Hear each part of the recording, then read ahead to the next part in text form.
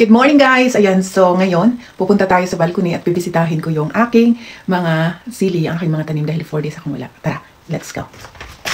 Ang dami na niyang at pahinog na. At saka ito, hinog na, harvestin na natin to. Ayan, talagang umaano siya doon. Wow! Ang dami na talaga niyang hinog. So, mag-harvest tayo mamayang hapon para ilagay natin sa freezer itong mga hinog. At saka tingnan mo yung aking salad. Ayan, sobrang haba na. Tapos, ayan.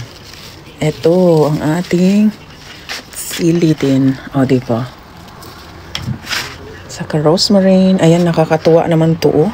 Grabe guys, oh, ang aking meloni na buto. Nilagay ko dito, tumubo talaga siya.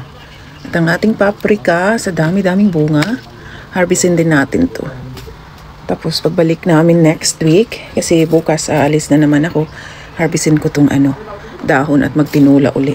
At ito naka-recover ang ating basil, yung iba tinanggal natin, tinanim natin dito, hindi man kinain ng mga Pero ito na okay na siya. Nung wala kasi ako dito, ang daming puti-puti yung dahon at ngayon healthy na siya, as in, healthy na ang ating dahon ng basil. Wow, grabe. Nakakatuwa talaga ang aking Ayan, nandun ako sa Allstat, malapit sa Garmisch. Nag-alala ako sa tanim ko. Ayan, hanggang dito ang bunga pala. Ayan, nandun.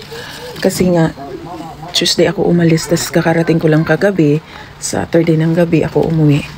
Akala ko patay natin ang mga tanim, pero hindi. Namatay talaga ang ating talong, hindi nakasurvive. So, yun na lang natin to. Ayan, so, but anyways, pumabawi naman talaga. Masaya ako sa aking sili. Ayan. So, that's it. Happy Sunday. Bye for now. Mag-harvest tayo mamaya. Ayan.